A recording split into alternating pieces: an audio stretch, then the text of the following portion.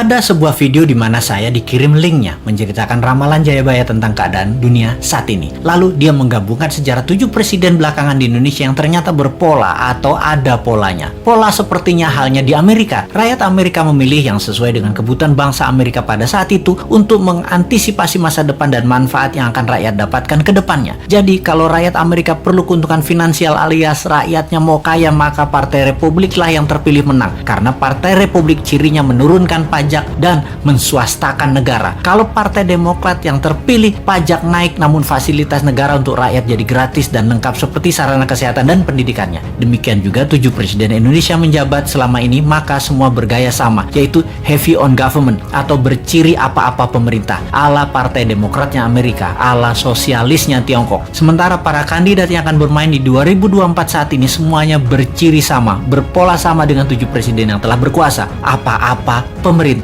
Hanya Bosman Sontoloyo yang punya konsep heavy on swasta atau menswastakan kegiatan membangun ekonomi terbesarnya dan menurunkan pajak konsepnya seperti Partai Republiknya Amerika. Untuk hal ini memang kembali ke masyarakat karena konsep menswastakan pemerintah belum pernah terjadi sebelumnya, atau mengikuti swasta terutama UKM dalam porsi besar lebih dari 80% ekonomi belum pernah terjadi sebelumnya dalam 7 pemerintahan yang telah berjalan. Selama ini memang tenaga kerja 96% diserap UKM, namun ekonomi UKM hanya 40% saja dari porsi ekonomi nasional. Sisanya adalah anggaran pemerintah dan oligarki. Sudah 7 presiden polanya ya seperti ini.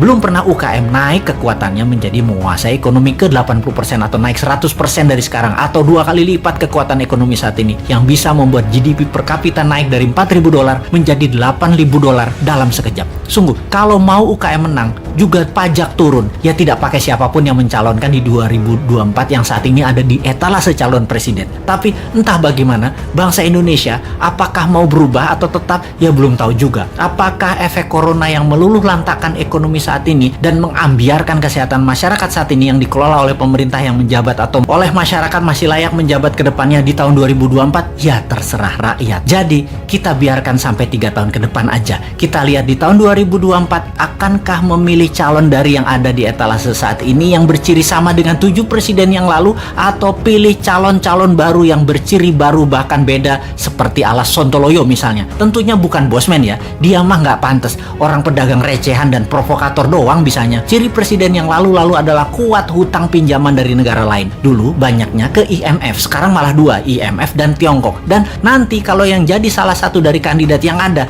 rasanya sama, berhutang juga. Hanya konsep bernegara MMT yang berani cetak duit berbasis proyek anak negeri. Proyek ini berbasis UKM. Kalau UKM mau maju, ya pilih model MMT. MMT itu pro swasta banget dan menurunkan pajak. Kalau lihat dari pajangan etalase, ya mereka kebanyakan memuja pilihannya tadi hanya orangnya, bukan konsep bernegaranya. Karena tidak satu pun punya konsep. Asli mereka yang mau jadi presiden saat ini punyanya satu, bagaimana jadi populer agar terpilih. Mek ngono tok ilmunya. Bener deh, bagaimana supaya Anda memilih mereka? Citra aja dibenerin, bukan konsep yang mereka jual. Kalau Bosman, citranya kan kampungan, provokator, komentarnya norak, kulitnya hitam. Jadi karena karakternya nggak bisa dijual, maka dia jual konsep. Itu pun norak. Mainstream ya tetap maunya ngutang asing. Yang anti hutang asing kecil banget yang mendukung UKM malah nggak ada. Akhirnya UKM-nya senang ngutang juga kalau cari duit. Kapan berubahnya bangsa ini? Begitu kuat doktrin minjem itu di kepala semua pejabat sampai UKM-nya pun tidak ada alternatif lain. Kembali ke video yang linknya saya dapat